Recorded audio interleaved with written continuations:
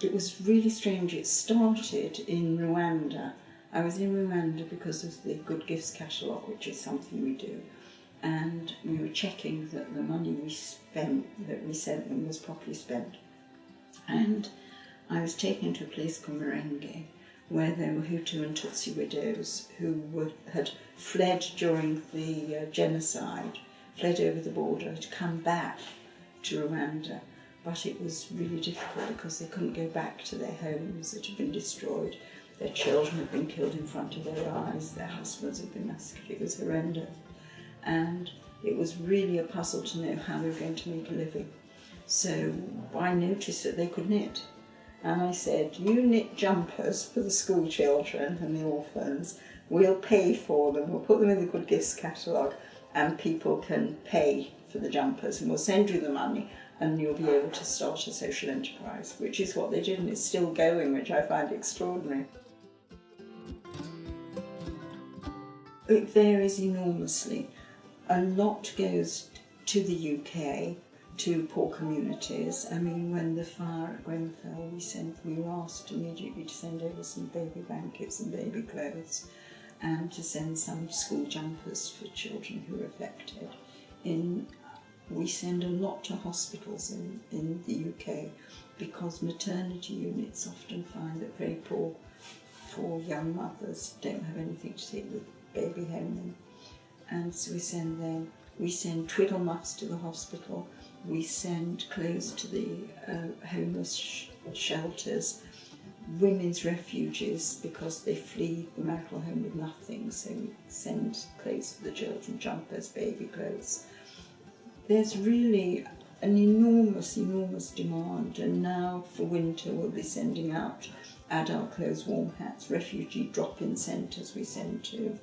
If anybody's in need, all they have to do is ask and we'll send to them. And then overseas it goes to refugee camps. Some's going now to Syria, where people aren't in camps but they're living amongst the rubble. Well, we find a use for everything. I mean, I do feel that steel needles are absolutely indestructible, so we have probably the biggest collection of needles. And I say, would you like some needles? And they say, oh no, we've still got. Nobody throws their needles away. But we, as I say, we shipped a whole lot out to refugee camps, because though I think if I had to flee, I'd pack some needles, and not everybody had the time. I was born at the end of the war, and I remember rationing, and nothing goes to waste here. Absolutely nothing, you know. Knitters like knitting, and it does them a lot of good, and they can do extra good by helping other people. And if you help other people, you feel better about life. We know that the chemicals flow that make you feel contented. Helping other people's a nice thing to do. Well, we're really lucky today because Debbie Bliss has dropped in to come and collect some donated knitting to take over to refugees over in Calais, and we're very pleased to be able to help her.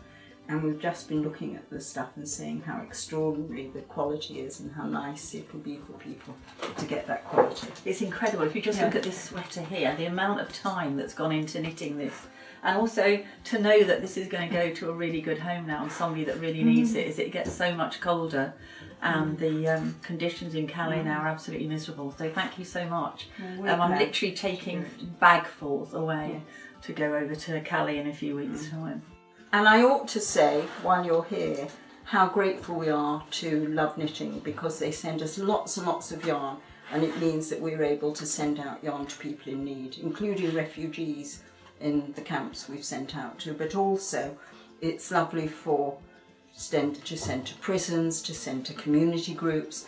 There's a project for people living in homeless hostels, short-term hostels, that they wanted to encourage their mental well-being, so they decided they'd come and instruct them how to knit. Of course, they forgot that they might need to buy some yarn, and went out and bought 3 balls of yarn and realised that wasn't going to do it. So we were very pleased, and they were very pleased, that we could send them sacks and sacks and sacks of knitting wool. So thank you, LoveKnitting.